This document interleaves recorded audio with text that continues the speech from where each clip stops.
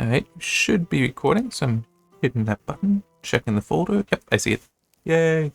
Continuing in Going Medieval, keys was provided by Tinsley PR. Don't have a lot of news to talk about, although one thing, I have to say, it's kind of wild. I'm actually seeing somebody going through and watching videos and leaving comments. I am seeing the comments. Well, at least some of them. I actually need to be careful on that, because I have noticed that sometimes there will be comments on some videos, not even just this channel, but on other channels as well of mine. And I don't get any notification. Like, I have to log in and look to see that there's comments. It gets weird. But yeah, that's definitely neat and kind of surreal. Like, somebody actually looking at any of these. But really, really neat to see. And he had one long one. That actually had, like, some suggestions. Yeah,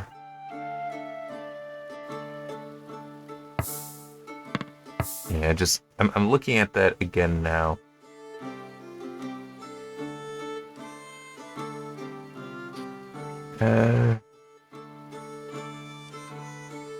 The way I'm looking at the email for it, and it's I don't know if there were line breaks in the original, but it isn't in this, and just it's something that does make it kind of difficult. Although one thing the guy suggested, I didn't realize was an option, so I'm gonna look at it at least.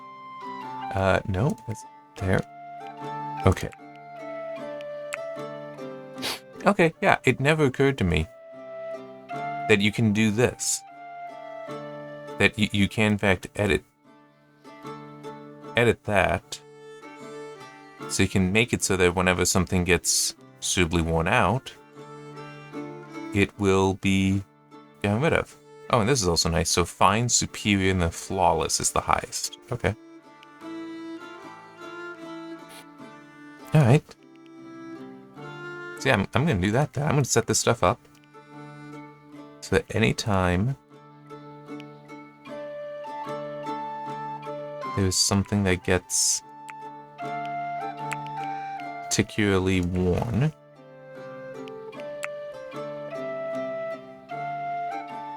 there you go. It will be disposed of, like that.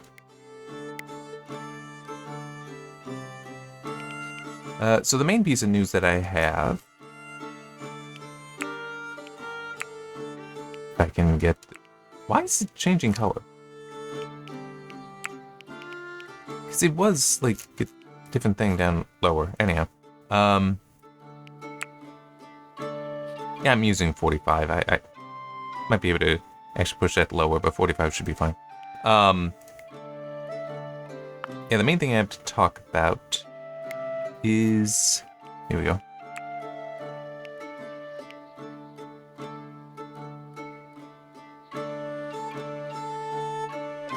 There, we'll just allow all.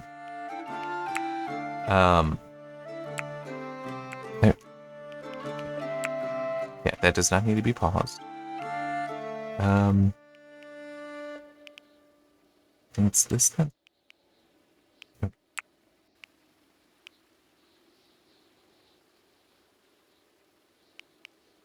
Allow all, that's fine. Alright, there. Don't think.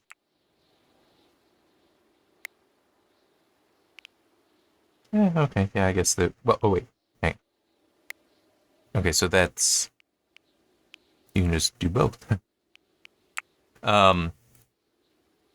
Main thing I have to talk about is the GOG Dream List, which I'll briefly turn on here. I actually pulled up it in OBS as a browser view. Look through that more so at the end. At the end of the video, but it's definitely kind of neat. And also, I do know we're going to be getting spring starting soon in here, so.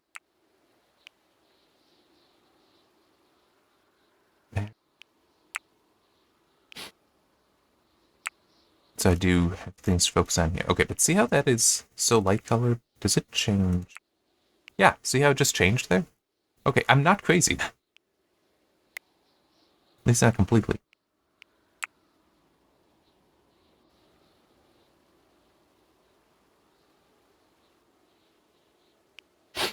Okay. There. Oh wait, this is a different kind of thing. Those can be left as they are. Any other production things that can do that? I don't know. There. And it's the same thing up here. At least similar. Okay. The animals are hungry. Which ones? Okay. You. There. Which one is the one I just told to do something? No. It's a dude eating.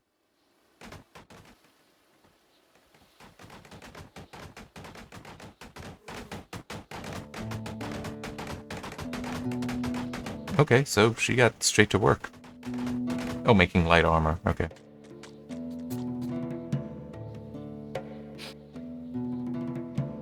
I was a little confused by that, I'll be honest. Let me also look. So yeah, animal husbandry. I may push up one. Because that's a stupid thing that controls filling stuff in. That's so good. They can now all eat. But yeah, anyway, the GOG Dream List. And I also just... I don't need to worry about that. So yeah, for those... Well, okay, I guess... Why don't I go back all the way, explain what GOG is. GOG is a storefront for games, like Steam, but it has a couple things that make it rather different. One is... That's fine.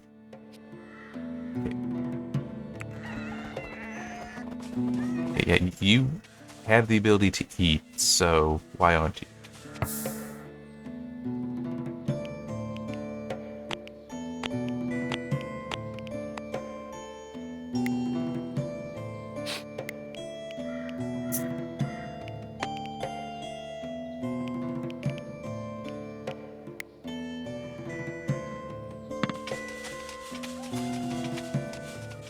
Okay, no, they are able to take that.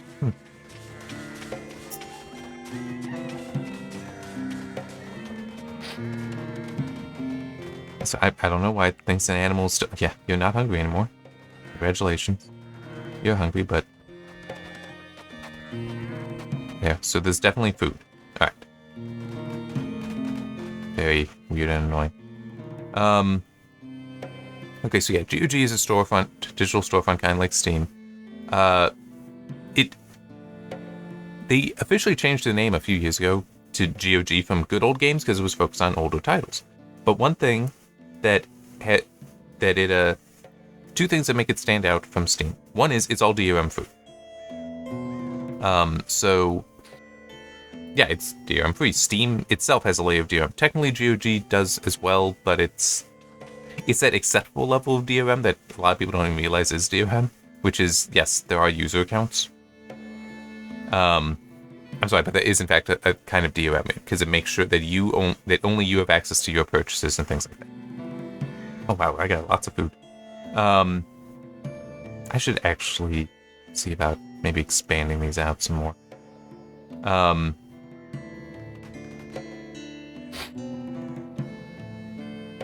But it's sorry, I got a little distracted. Game distracted me a little bit there.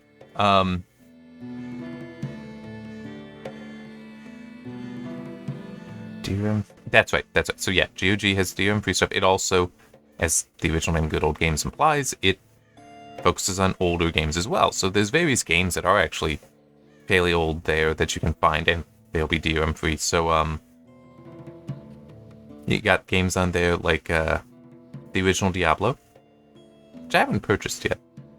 I did purchase. Unfortunately, they had to drop them because of Blizzard deciding they don't want it sold elsewhere. The original Warcraft and Warcraft 2. I did purchase those, though, before they... Because they did say, yeah, this is disappearing, so this is your last chance to try purchasing this. So I did purchase it before losing the opportunity. The hell? Alright,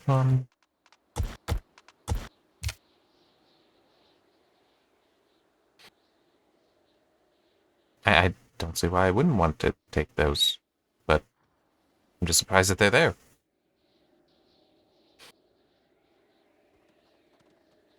Anyway, uh, yeah, I actually want to track with it. I'm sorry that my brain seems kind of scattered at the moment.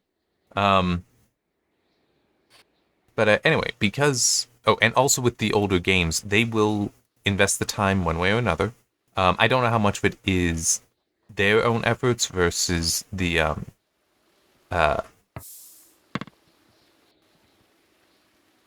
the original developers potentially being brought in.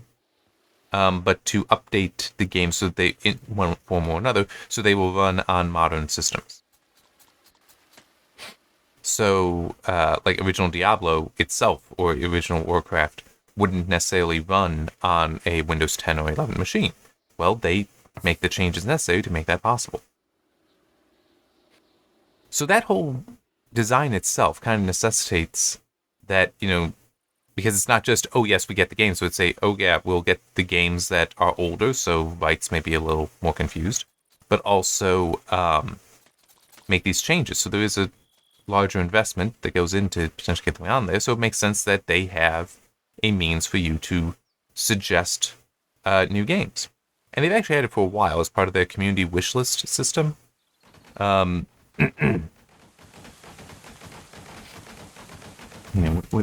Oh, yes, that's right. There were still some there. There was another.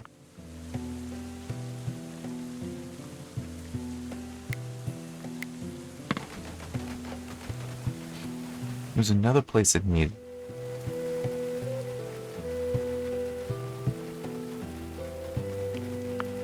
Okay. There.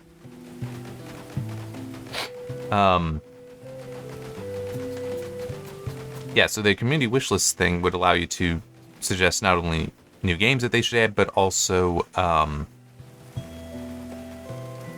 various features for GOG. So, what would be an example of one that? Well, I actually was looking at the other day and was seeing somebody suggesting that they also get into movie distribution for classic movies, especially ones that are harder to find.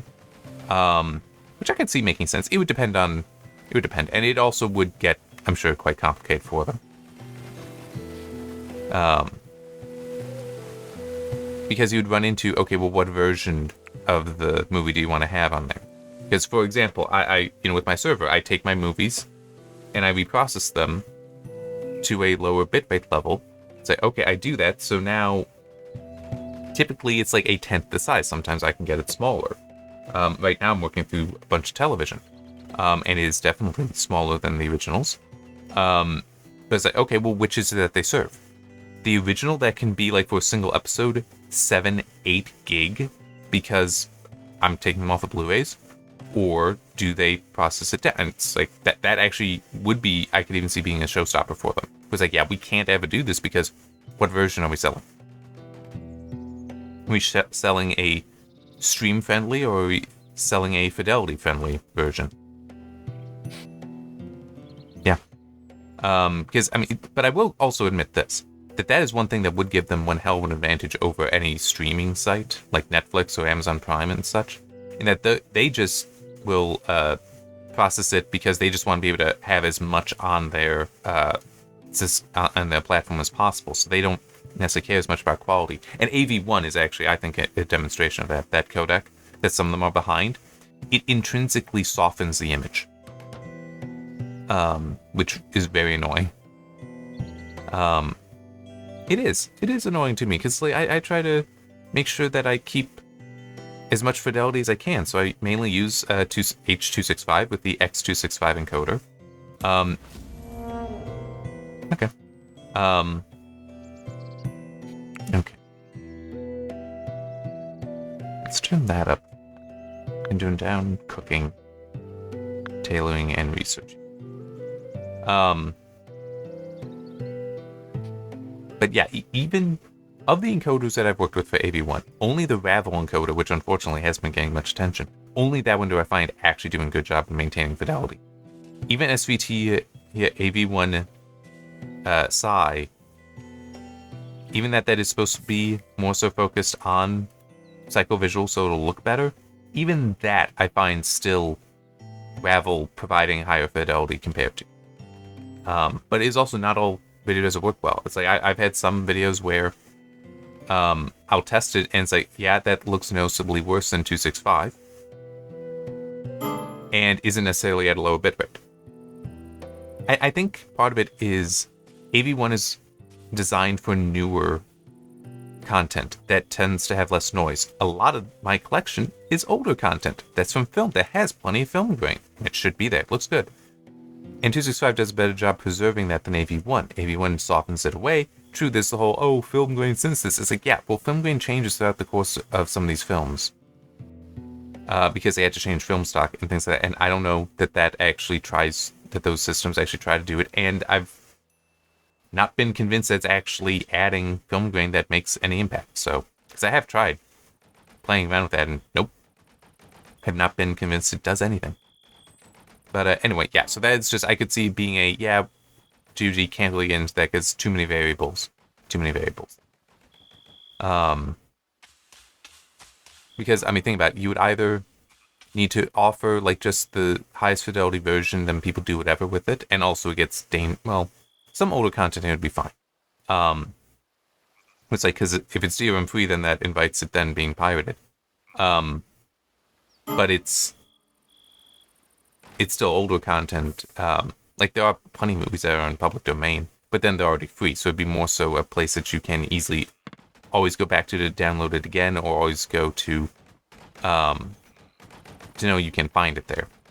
But anyway, the community wishlist covered that and various other things. So they decided to spin off from the wishlist what they're calling the Dream List, which is just for suggestions of video games. You know what? Cut plants up so everyone is sleeping. Okay, you actually are working overnight. All right.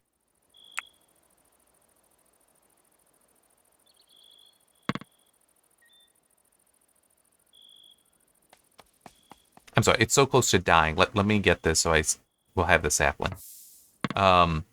Anyway. Yeah, so with the Dream List, they have basically spun out just the game requests. And like the community wish list, you can go in and upvote them.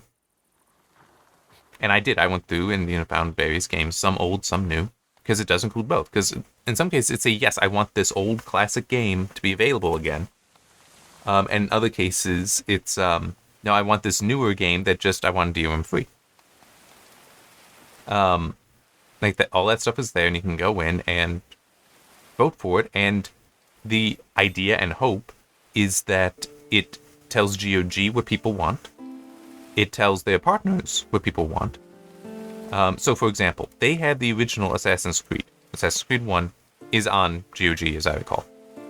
That's the only Assassin's Creed game. I actually did go through and say, no, I would enjoy it if every Assassin's Creed game were there. And honestly, I don't think some of them need the DRM or even online components. Technically, some of the online components might be nice to have, but stripping out the my brain is doing it again when it's just turning off. Some of the online components, yeah, I would miss, but the main games for all of them don't require being online. So give me that. I'd be happy with that. I'd enjoy that.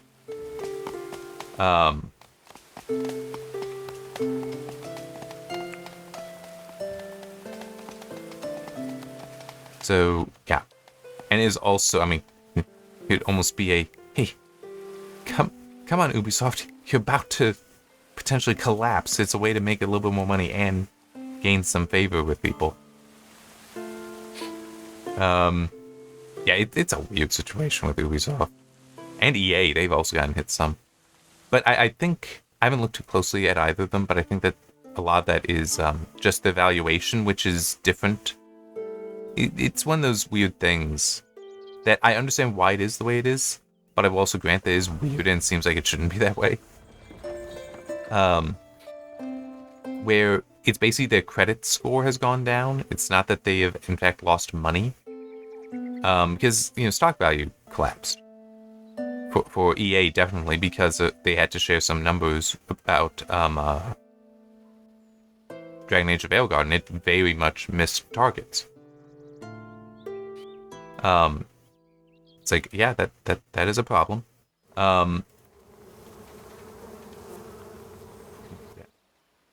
Should be warm enough now to not really need much. Oh wait, yeah, that's right. You can't actually change that.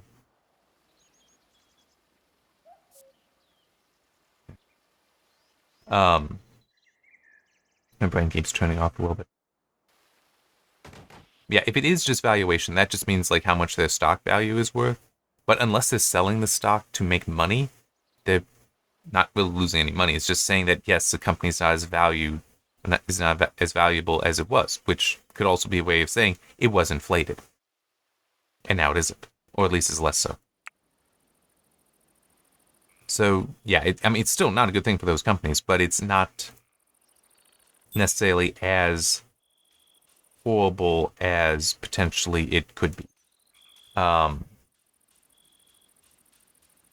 yeah, we'll see what happens with both those. But yeah, no, I think that stuff like that's a good thing to do, and because it's like, oh, there's so many votes for something like that GOG would be able to say, let's say they had a grand total of 100,000 votes saying that yes, they want all these Assassin's Creed games to be made DRM free and available on their platform.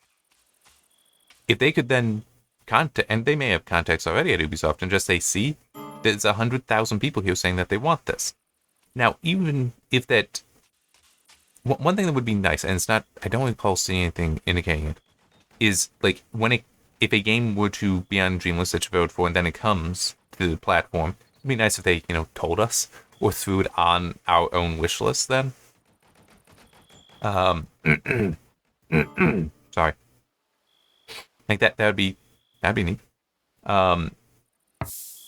And useful. But it would allow, even if it is only a sell-through rate of, say, 10%, that's still 10,000 sales that you may be able to get there, and that's just based on those numbers, the voting, whereas now that it's there, you may have other people who didn't vote, they'll be like, oh yeah, I'll buy that now. And also, another game that would be neat would be Splinter Cell Blacklist, because I did enjoy that. When that was a game I reviewed, I was provided the key, I'm pretty sure by NVIDIA, actually. But I did enjoy that, and I understand it is quite different from, like, they used new voice actor and stuff, but some people really hate it. I enjoyed it, so I really got to say it's the only Splinter Cell game I've played, though, to be fair, so.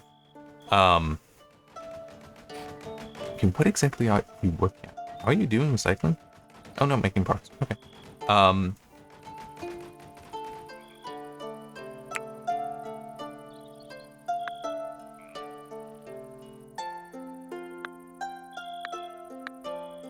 There.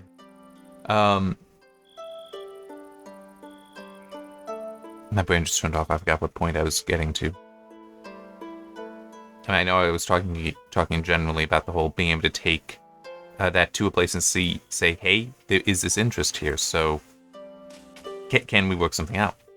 Oh yeah, that's why it was Splinter Cell Blacklist. I can't play it on the desktop because my desktop has a Threadripper 1950X, and Splinter Cell Blacklist is one of the games, and there's also, oh yeah, I should actually see if the Red Faction games are on there. Yeah, actually, because I do have it right over here.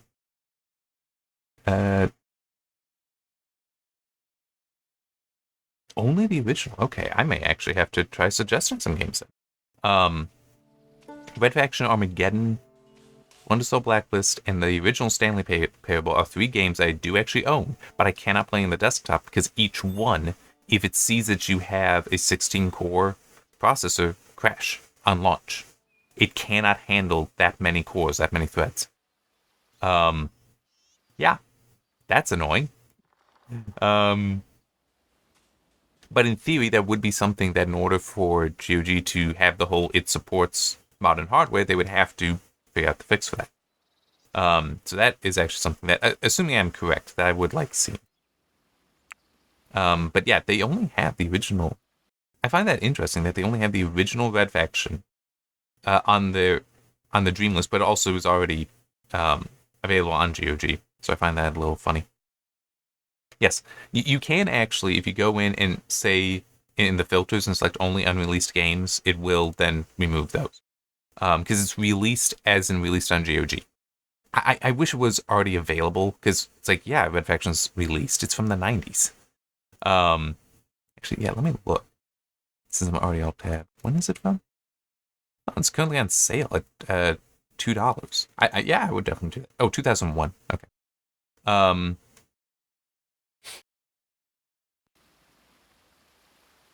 Yeah, I mean, it's because I did go through. I reviewed all the Red Faction games. Okay, that's fine. I'm just trying to remember. Red Faction 1 was pretty good. Red Faction 2 was not.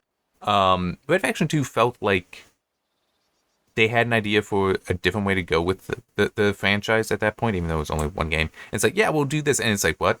It doesn't fit. Red Faction 1, though, was... I was genuinely impressed by that. Red Faction 2 was... Red Faction Guerrilla is much more an actual sequel to Red Faction 1 as far as the play style, even though it's a very different game, but it felt more like that. And Red Faction Armageddon, I'm trying to remember, because it has been a while. I want to say that actually in some ways felt more like Red Faction, a sequel to Red Faction 2 more so, but not in the gameplay way. I mean, a little bit there, with how linear it was. But, like, the issue with Red Faction Armageddon is it is not fully a sequel to Red Faction 2, Red Faction Guerrilla 2. It's not Red Faction Guerrilla 2. It still is a pretty good game and did some fun stuff with the technology. I think... I don't remember who owns that now. Because that was one of them... When THQ collapsed, that was one of the properties that went somewhere else. I mean, technically it's all owned by Embracer Group now, but it was one of those... Like, Volition went to Deep Silver. Volition was the original developer of Red Faction. But I think Red Faction went to THQ Nordic. But I think it's since gone back to Deep Silver, which is now PlayOn. I will probably continue to say Deep Silver, though, because it's a little easier. And it is the older name for it. The original name for that publisher. But Deep Silver is now owned by THQ Nordic. By Embracer Group. So it's, like, all under there. But yeah, that's... They did a Darksiders 3, and I'm serious, I would love it if they did a Red Faction Guerrilla 2, an actual sequel there.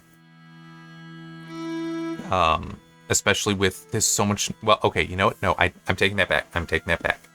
I don't want them to do it, and here's why. I am not convinced, because the reason why I'd love to see a Red Faction, a true sequel to Red Faction Guerrilla, is because we have such more advanced technology now. The physics could be amazing. I would love that. But, there is the issue that we have so many games today that are so cookie cutter that it's like, yeah, I wouldn't necessarily trust to get such good physics. Yeah. I was like, if Red Faction Armageddon actually ran on my desktop, it would probably have better physics than some of the modern games today, which is sad.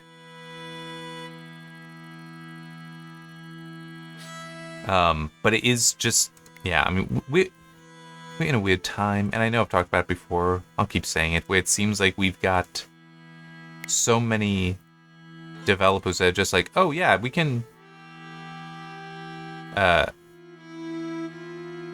we'll just use Unreal Engine, we'll just use, Unity, and they leave it at that, and think that's good enough, but it's like, I mean, the original Red Faction games, the 4 of them, Volition came up with their own engine for, because they needed it in order to do, well, at least for Red Faction Guerrilla and Armageddon, because they needed to use a new engine for all the physics they were trying to do. Hang on. I'm going to look it up on the PC Gaming Wiki, because that tends to also give engine. Okay, yeah, but it is also the original Red Faction THQ until 2013. 2013 to 2020 was THQ Nordic, and then 2020 since Deep Silver. Deep Silver is owned by Embracer Group, so it's sister to THQ Nordic. Oh no, it is. Even the original was Geomod, was the name of that. I think that's what they continued using for the rest of them. Well, Geomod 2.0 for Gorilla, and 2.5 for Armageddon, and the remastered was still Geomod 2.0. Okay, so that was the remake of the game, and that was actually pretty fun. But yeah, they had to come up with their own engine. I mean, it's like I said, it's like we don't seem to have that kind of development anymore for some of these games, where it's like, I mean, certainly file size has not been optimized for years now. That I blame on the consoles, and for good reason. Because I mean, it's like, you take a game like Red Faction Guerrilla that came out at the time of 360, which everything was DVD. So at most you'd have 8-9 gig of storage that you could put a game on. So that was it. But now we're at Blu-ray, which is up to 50 gig for the consoles. Well, that would have been for the Xbox One and PlayStation 3 and 4 era. But today, with the Xbox Series S and X, this would also start in the previous generation, and PlayStation 5, because everything is going to digital, now they don't have to care. Because it's just whatever size hard drive you have is as large as they can make their game. So there's no pressure to keep it small. There should be, but there's not.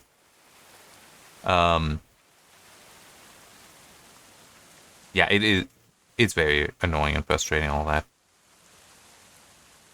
But it is also kind of like that with game performance as well, because you've got, and I am thinking I want to do this. I only have 1 carrot? How do I only have 1 carrot? I'm not using the milk for anything.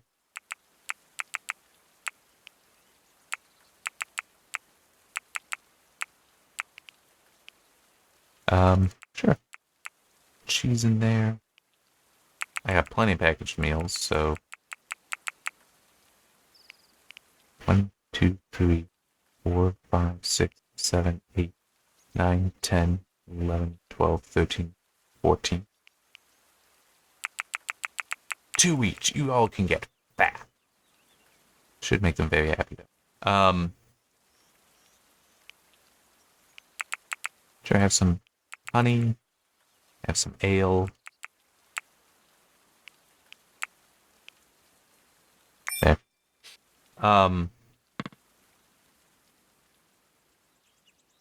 But yeah, because today, it's not so much that we have super fast processors. That is true. That a lot of processors are really fast, a lot of CPUs are really fast, and plenty of threads. It's not so much that, in my opinion, as is the GPU stuff. That we have such powerful graphics cards that they can arguably throw a lot of things at it and just be like, well, it'll be good enough. It'll be able to handle it. So they don't necessarily bother optimizing there as they should. But it's also, you have things such as FSR, DLSS, and XeSS, especially with the whole frame generation nonsense. So you've got a whole bunch of developers thinking that, oh, well, we'll just say that, frame generation is needed for it. So it's a way to cheat that, no, we don't need to optimize. The hardware is just good enough. And it's like, no, you need to optimize. So yeah, in that way, I'm not sure I'd want to see a new Red Faction game. I mean, unless it was something like a new studio that was legitimately founded by engine developers, maybe some that worked on the originals. I don't know how many of them would still be doing engine development, because we're talking about over 10 years ago now. For at least, well, how to close this stuff. Remastered, so the remastered version of Gorilla, that was 2018, so that's 7 years ago. It's still that, and everything else is older than that. I could believe that plenty of the developers that would have the engineering skills, that they've moved on to other positions, such that yeah, we might not be able to have them doing it. Which, I mean, hey, good for them. But it is still, kind of my point that I'm not sure if we got the people to do it. I hope that could be wrong, though. Because like Darksiders, that is a franchise I would say is worthy of resurrection. They are working on Darksiders, so I don't know how well Darksiders 3 did. I enjoyed it. Despite it being a Souls-like, it wasn't that heavy a Souls-like, and it's like there were moments where this was really frustrating and bad design, in my opinion. I don't like Souls-like. But it's still, I was able to manage it. As much as I hate the Souls-like design, it was not bad. It wasn't that bad. There was some things about it that were bad. Like Gluttony. That boss was like, no, this is just a bullet sponge kind of enemy, and was just no fun. Please don't do this.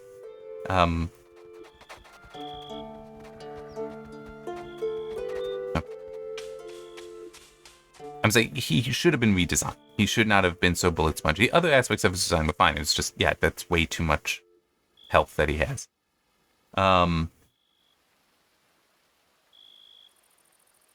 Yeah, Darksiders 4, though, I'd be happy to see. I did buy Darksiders Genesis. I should do that. I keep forgetting, though, and I haven't played it yet. I do want to, but it's just other things taking my time, other priorities, things like that. Alright, I'm gonna turn up cut plants so they can hopefully get to that stuff. But yeah, so I may actually have to go in and try to add in, saying, hey, why don't you get these other Red Faction games? You do need to be logged in, but you know what, actually? Why not? I haven't been going long enough. I'm not going to go and add in now, but I did the browser thing so I can show you the thing, the functionality there. It's normally a pop-up, isn't it? Letting me know we'll save? Okay, guess not. It is saved though.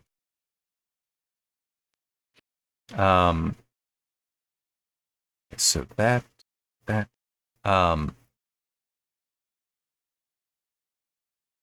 yeah, so I may have to add those in myself, go through that process. But yeah, so this is if you go to GOG.com/Dreamless, and you obviously do need to be logged in order to vote. But currently, like, these are some of the top. Oh, I forgot to mention. So because this is spun out of the community wish list, they did try to migrate over some of the information, some of the existing votes and games, and they did for the most popular ones, but because sometimes the suggestions were buried in the threads, they couldn't, like, migrate over everything. But yeah, so we've got up here what their picks are is just, I guess, more or less just the trending stuff. These are games that have already become available on GOG, and like some of them, Alpha Protocol is actually a pretty new one. But I mean, here, look at this: almost 32,000 for Blade Runner. We've got 50,000 for Freelancer, which I have no familiarity with. 27,000. Oh, geez, 56,000 for the Command & Conquer Ultimate Collection, which presumably this does exist elsewhere. I'm sorry, I don't know where everything is. I'm sorry, but in theory, this is a hey EA. There is this interest here. Can we work with you to get it here? Because as I said, even if it were a 10% turnover rate, sell-through rate, sorry, that's the term that I used, that's still 5,000-6,000 sales from this, just based on this. But there might be more people that haven't voted for this but are interested. And yeah, and in theory, it would have more games on there, so there might be small stuff, but it's still like, that might be a suitable return on investment, because the game is so old that, I mean, it's how much money do you think you're making anymore? Yeah, look at that, almost 6 million votes. 333 games have already gone through this. 445,000 and 24,000. Yeah, that has gone up since yesterday.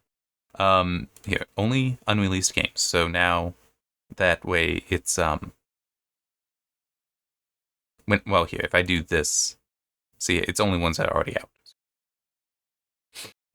Yeah, a whole bunch of games here. There's Diablo 2, which kind of doubt would come, but it still is. Hey, Activision, 45,000. And as I said, it might only be 10% of this number for those that voted for it that would do that, but there would probably be plenty of other people that would just didn't vote that would buy it. Yeah, and by the way, for me, I doubt StarCraft would come over, but still, this would be more like returning it. Because it had been on there. But yeah, you've got the filters here, which sometimes they will be, like for me, if I look at it in my browser, I actually have a filter. I have to click a button again to get access to that. But here, if I type in Red Faction.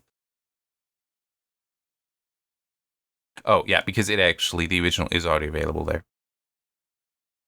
But it still should be all of them, really. But some others that I spotted on here that are older. This is actually free. But it would still be nice if it were available here, because you have to know where to find it. The rights owner has this already free, already available. But I wouldn't mind if it was put here, and if it could actually be purchased such that you can, like, say, yes, not only do I want this game, but it is a game I'm investing money into, because it ended up getting this spin-off that... the Tribes is what really took over, unfortunately, but Star Siege is like a classic mech fighter, mech action-adventure type, action game. But man, when I was playing MechWarrior 5 Mercenaries, I was constantly thinking of Star Siege, because it's like, yeah, it's also a mech game, but Star Siege was better. Is better. Things like you've got shields in there, which, oh my god, MechWarrior 5, I may have continued playing Mercenaries past the however much time I put into that, if it had shields. Because the fact I am so obsessive about not losing characters, not losing people, that I would completely restart hour-long matches in that just to not lose anyone. But the fact that there was no ability to repair in that game, except for in the tutorial. There would be you would run to a repair base and not only get armor restored, but also ammo restored. It's like this, nothing you can do about ammo except for using energy weapons, but had shields. You had shields. You also had something that you could equip that would basically give you a bonus level of armor, because as you take damage, it would expend its own hit points to do that. I mean, it was great. It's such a good game and much better design than some of the MechWarrior 5 had. And also its shields. You get the shield modulator, where you could focus the shields forward, but here's what's also neat. You can lock onto an enemy, and so that way it'll track around you on the HUD, but it also can have the shield then focus to always be aimed at that enemy. So if that's the big guy, it's like, yes, your shields are turning. Now you're going to be weaker. If you focus the shield completely, that means everyone away from it will basically be able to shoot right through your shields, but it still is. That's an amazing feature. In this game, hang on. Let me look it up. Oh, wait, did it open up? Oh, cool. It's from 1999. 1999. And it had features that MechWarrior 5 Mercenaries doesn't have. I really want to stress that there's some classic games that they were good games and did things that you don't see today. Here's another game that's from my childhood. Actually, both of these games. I still have the CD of One Must Fall Battlegrounds somewhere. But yeah, One Must Fall 2097. It would be great. It would be I would instantly buy that. I'm dead serious. I mean, it couldn't be more than $10, I think. But I would instantly buy that. So would my brother, probably. But yeah, it's a... Well, yeah, I'll just click on it since it will load up. Classic fighting game. Got the different things here. That's a Jaguar. Oh, yeah, I forgot it will say it up here. Jaguar and Electra. So that's this class of robot. And it's also neat, because these are actually several stories tall. So, like, at loading screens, you'll actually see it there and see the multiple... I mean, this thing is probably bigger. At least it could be bigger than any of the mechs in MechWarrior 5 Mercenaries. Because in that, you can also be, like, walking around seeing people scaled against it. It's like, no, this dude would also be, like, 4 or 5 stories tall. There are some that are even bigger. Yeah, Thorn is neat because you could do. This is also from the era of like the Mortal Kombat. So some neat stuff there, and you could even do like destructions and such. It was neat. But you could actually get this guy to spit out thorns. Flail is so he's actually on wheels. So this guy's on legs. This guy's actually on wheels, and he does have chains that you can't have a special attack where he just spins around and hits in 360. He's also not that tall. Yeah, Thorn again. Well, see, Jaguar just completely destroyed Thorn. Oh wait, hang on. This Devon Shell, that's a reference to Jazz Jackrabbit because this was Epic Games. But I think that I'm not sure if Epic actually still has the rights to it. Jazz Jackrabbit, though, it's funny, is actually on the list here, but it is available. Yeah. And I actually own that. I do need to play it. I haven't played it yet, but it was one of those, I saw it, and it was a good price. It's like, yes, I'm buying this because it's such a good game. And it is part of my childhood. Here's another one that I was really glad to see. So these games, the simplest way thing to put it, 94, and I technically, is this still 94 or 95? Okay, it is also 94. These, the simplest way I can think to put it is this. These are Diablo before Diablo existed. Okay? I mean, it is kind of basic. But this came out, when did it come out? Yes. 96, so 2 years later is when we finally got Diablo. But no, it legitimately is like Diablo before you had Diablo, where everything was sprites, was like dark icons. So it was 2D there, but man, it worked. It was fun. It was just fun. And technically you actually can get it today. The guy decided, because it was one guy who made it, and I was looking at it, he did decide, yep, here, I'll just make it free for everyone. He made it for fun, for its own fun and experience. Did not expect it to get as popular as it did, but it did. And also one other thing I will add, don't know why I'm missing that L. Castle of the Winds was actually the shareware demo version, where that was free completely. And that's what you would pass around on like 3.5 floppy disks, because it is from that era. Castle of the Winds 2 was you had to buy it from the guy. So it was like Castle of the Winds 1 was a demo for Castle of the Winds 2. And it is like immediate sequel. You leave your village at the end of Castle of the Winds 1, go off on an adventure, and that's kind of it. Although I think there was a message about how, it's somewhat Norse mythology based, and is like, on the wind there is the voice of like Odin leading you, or something like that. And then Castle Winds 2 starts with you arriving at a new town, where it's basically that's where you have turned up, having left the first one, the original one. So it is a direct continuation, but neat stuff in it. I mean, it really is. These were both very fun games. And would be... Let me actually see if there's another... Like the original Warlords. Yeah, this is another that's from my childhood. Oh wait, this is actually available? I didn't realize that, but yeah. Oh man, yeah, I remember this.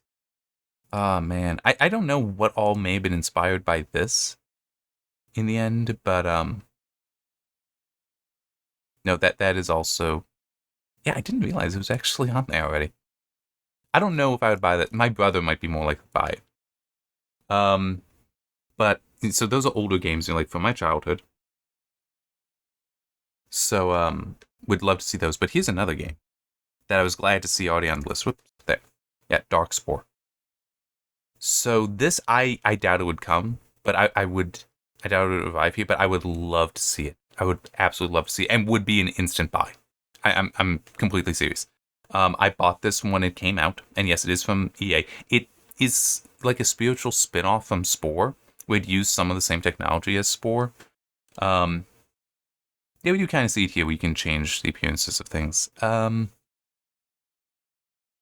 Okay, I think I remember... I think this is the healer.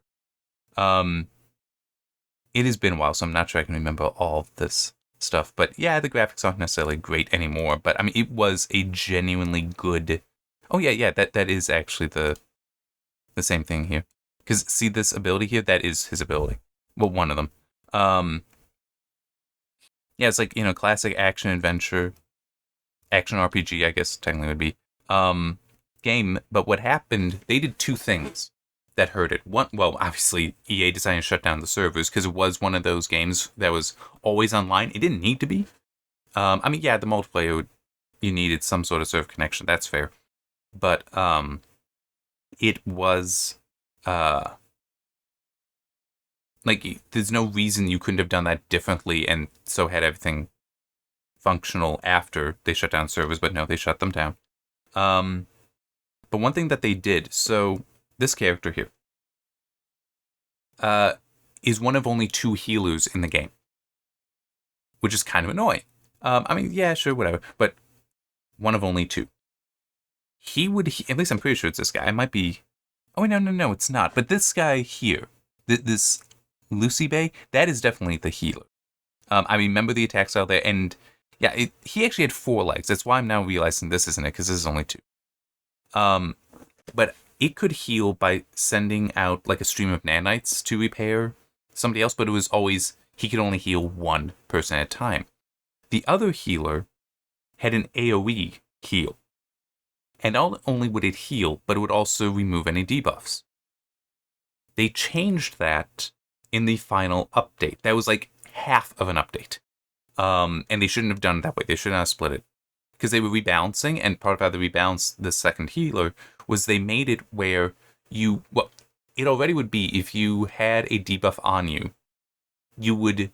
that cleansing would increase the amount of healing you got.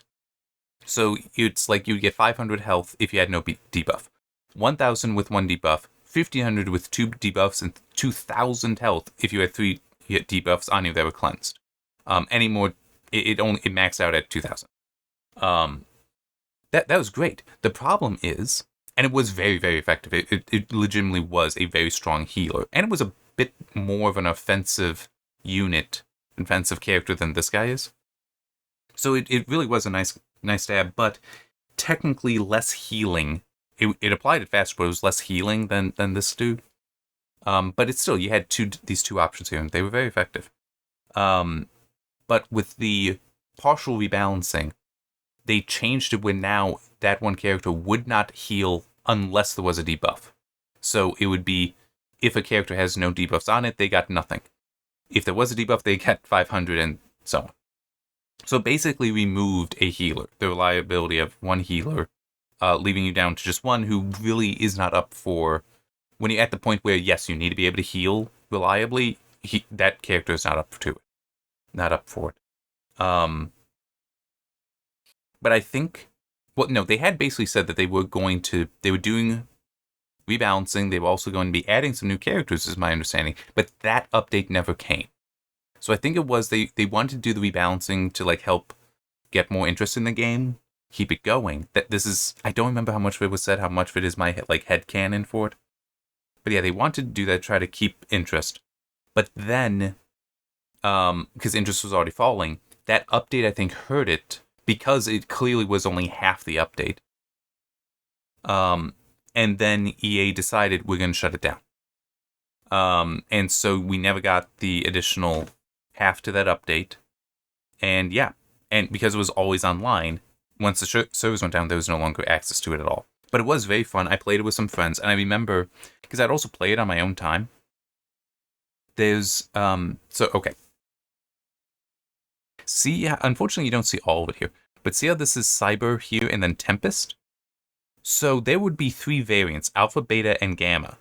I'm not sure which one this would have been, for each character. The Alpha, Beta, and Gamma, so the first ability 1 and ability 3 would always change. Like ability 3, those would be the same. Ability 3 is like tied to whatever the character is. So SRS 42 always has the same like ultimate ability that is the third ability. And the first ability would also always be the same. That's like, your just basic attack like what we're seeing here. The second ability, though, would change, and that's Tempest is telling you what that would be. I don't remember what it would be for this one. But there was one It was like a dragon on all fours, and it had it was a big lizard, and it had on its back a like missile launcher that would fire out three things in at angles. And it was, for that good medium range, it wasn't great, but one of the variants of it had a firewall ability. I loved that. It was great. And I remember I'd gotten that before my friends because I'd played on my own. So it's like, all right, now we're playing together again. I've got that. And imagine, because it was in a place like this, like, how this is so narrow. And at one point, I just like was up there, and it's like I wanted to show this off. And there were a bunch of enemies there, and I just hit that ability, and it like wiped out every single one of them on the thing. They're like, "Whoa! How did you do that? Where'd you get that? Where'd you get that?" It's like, just keep playing. You'll see it. You'll see it. It was a lot of fun. So yeah, I do hope that this.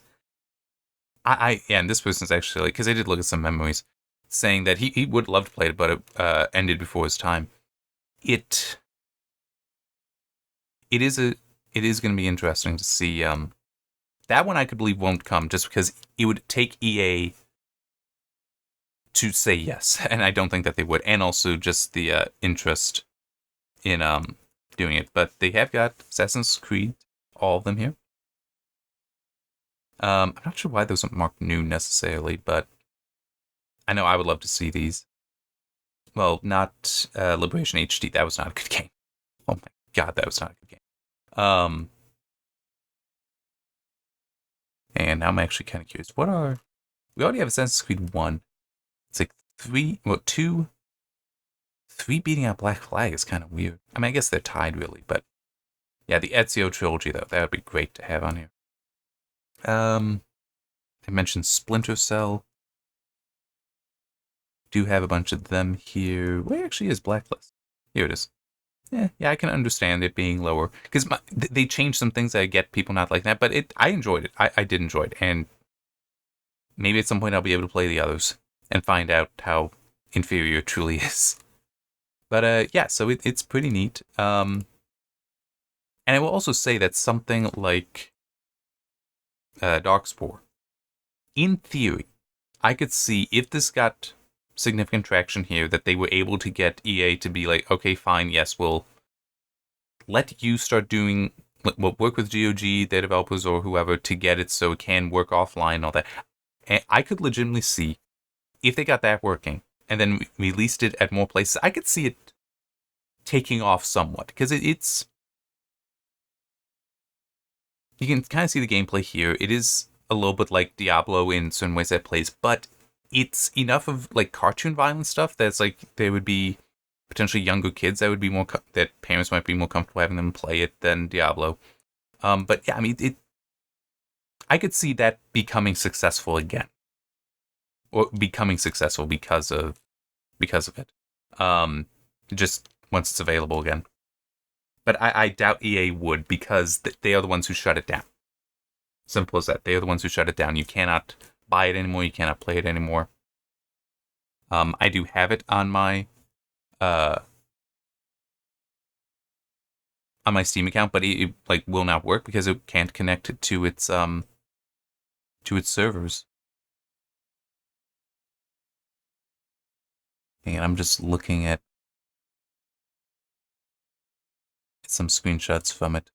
But yeah, it legitimately was a fun game. Alright. That's enough of that. But yeah, so if you got a GOG account, definitely go and check out the wish list. Add some stuff there if you want it. Like I said, I'm gonna see if I can add in the other Red Faction games. Mainly, I would like to see Armageddon. I mean, Guerrilla 2 would be nice to have on. I don't care about. I'll still like add Red Faction 2 if I can. But Guerrilla and Armageddon, I would love to see there, especially Armageddon, because if they get that working with high core count CPUs, yes, I'll play it again. Kind of thing like that. So, all right. See you next week.